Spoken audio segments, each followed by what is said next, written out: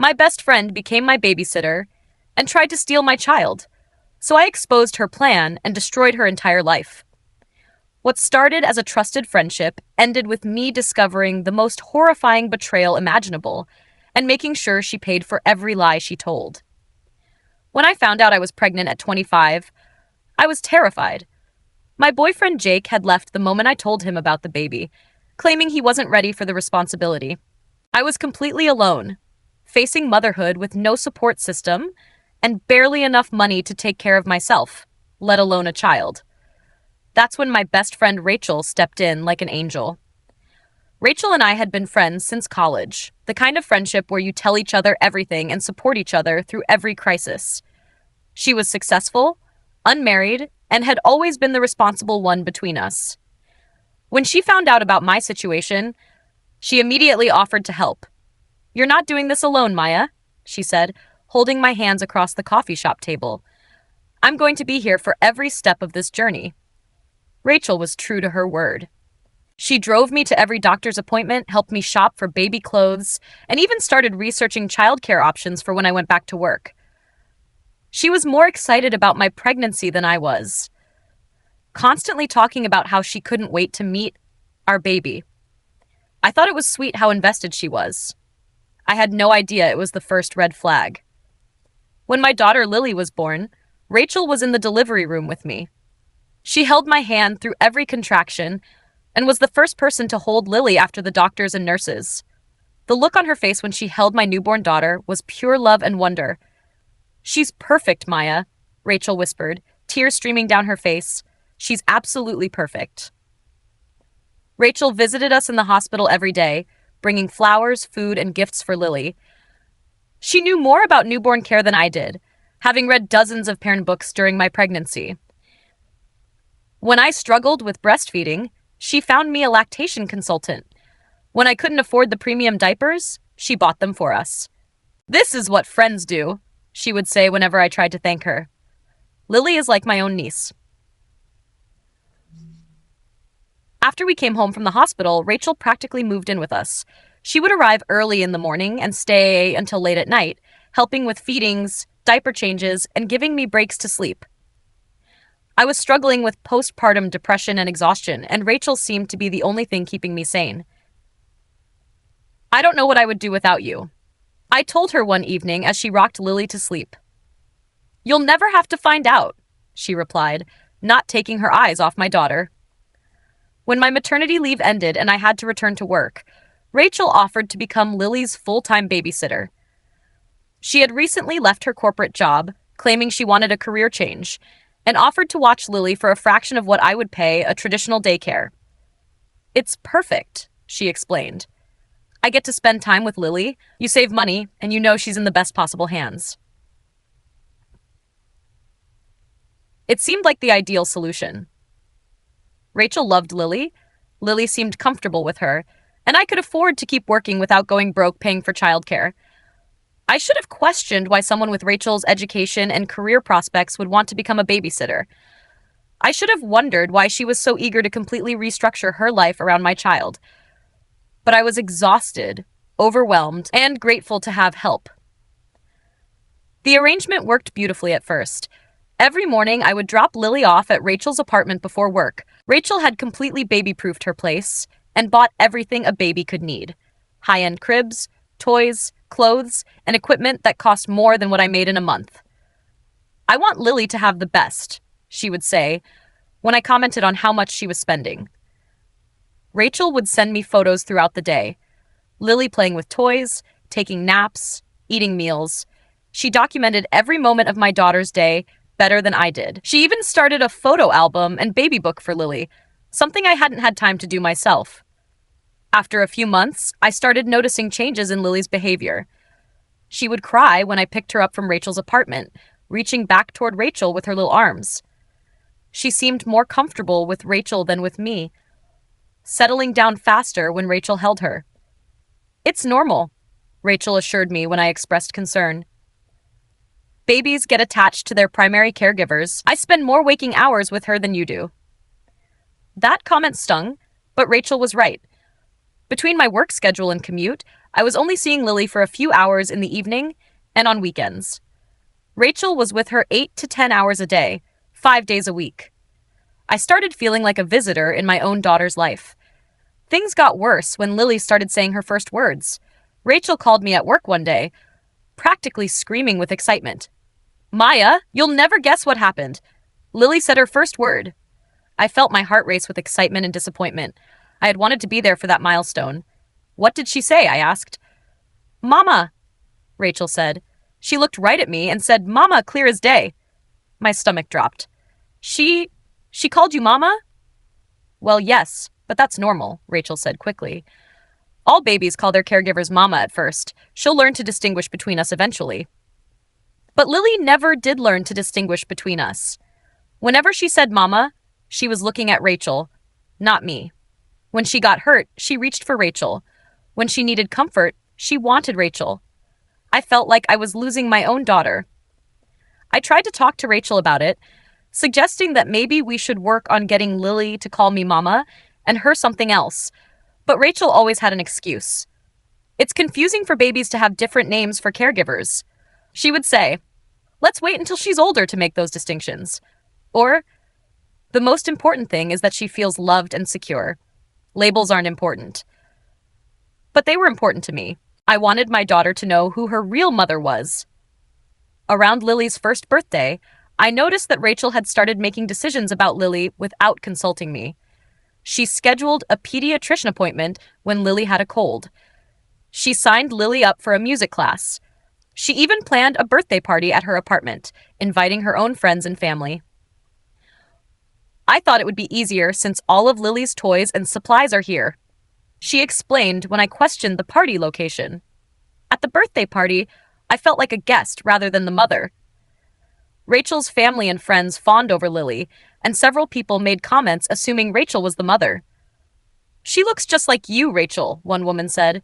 "You're such a natural mother," another added. Rachel never corrected them. She just smiled and accepted the compliments as if they were true. That night, I went home feeling sick to my stomach. Something was very wrong with this situation, but I couldn't put my finger on what it was. Rachel loved Lily, and Lily was clearly well cared for. So why did I feel like my daughter was being taken away from me? I started paying closer attention to Rachel's behavior and noticed patterns that made me uncomfortable. She had pictures of Lily all over her apartment, more pictures than I had in my own home.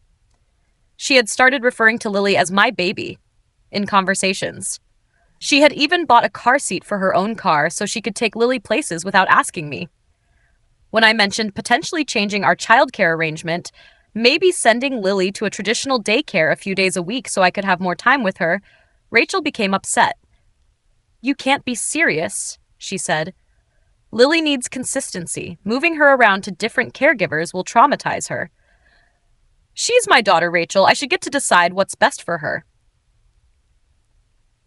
"Of course she's your daughter," Rachel said, but her tone was strange. "I'm just saying that disrupting her routine now could be harmful to her development." That conversation planted a seed of suspicion that grew stronger every day. I started documenting things, taking photos of Rachel's apartment showing all of Lily's belongings there, recording conversations where Rachel made possessive comments about Lily, and keeping track of decisions Rachel made without consulting me. I also started researching my legal rights as a mother and what could happen if someone tried to claim custody of my child. What I learned terrified me. In cases where a child spends the majority of their time with someone other than their biological parent, and that person can prove they're the primary caregiver, they can sometimes petition for custody, especially if they can demonstrate that the biological parent is unfit or unavailable. Rachel had been documenting everything too, but for a different reason. She had records of every time I was late picking up Lily, photos of times when Lily was upset when I picked her up, documentation of every decision she'd made regarding Lily's care.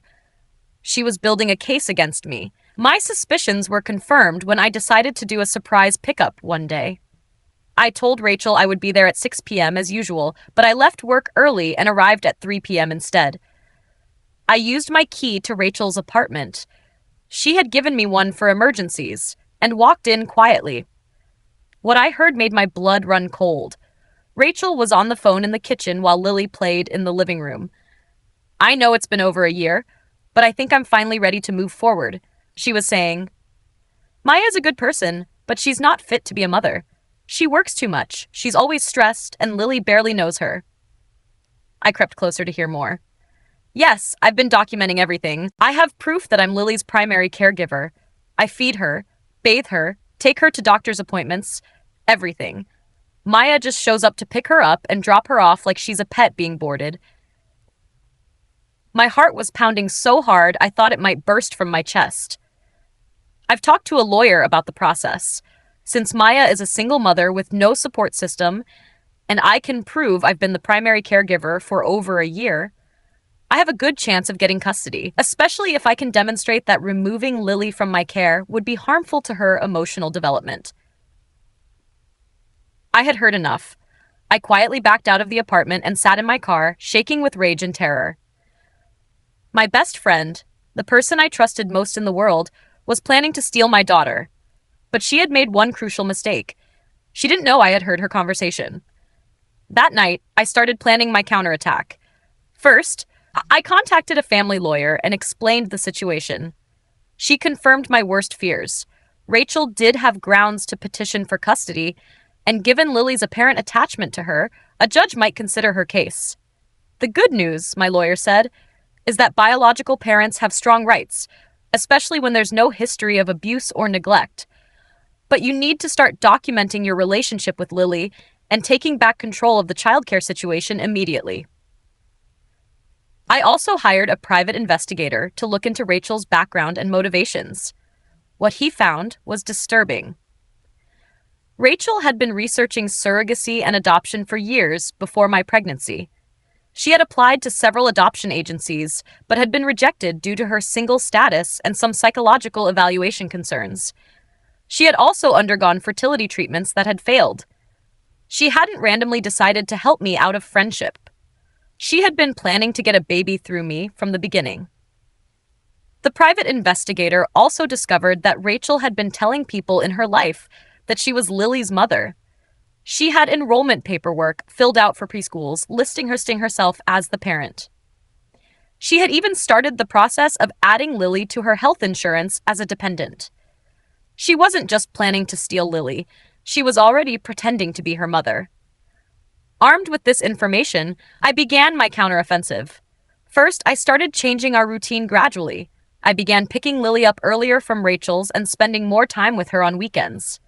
I also started taking Lily to activities without Rachel, mommy and me classes, park visits, and play dates with other children. Rachel noticed immediately and became increasingly agitated. "You're confusing Lily with all these changes," she would say. "She needs routine and consistency." "She needs time with her actual mother," I would reply. I also started secretly recording our conversations. I bought a small recording device and kept it with me whenever I was around Rachel.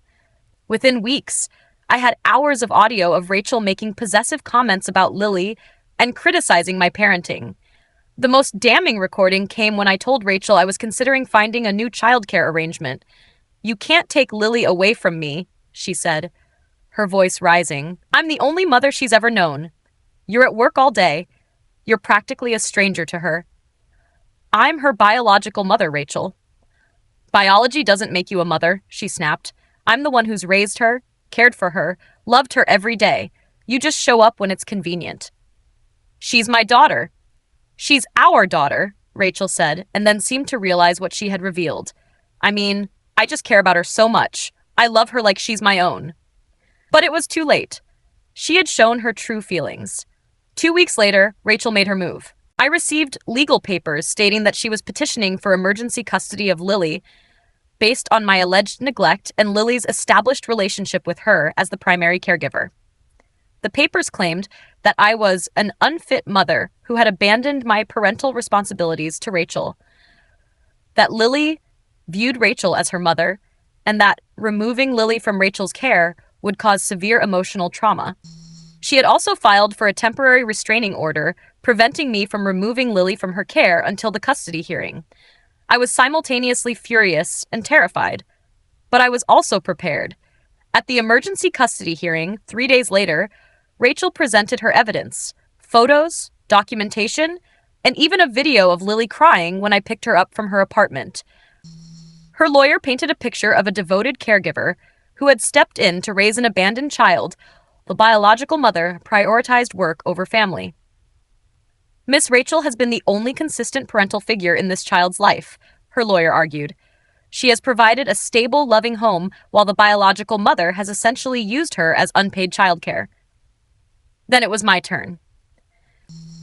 My lawyer presented the recordings I had made of Rachel's possessive comments and her admission that she considered Lily our daughter. We played the recording of her phone conversation where she admitted to planning to take custody from the beginning. We also presented evidence from the private investigator showing Rachel's pattern of deception, the preschool applications, the insurance paperwork, and her telling people she was Lily's mother. Your Honor, my lawyer said, this is not a case of an established caregiver trying to protect a child.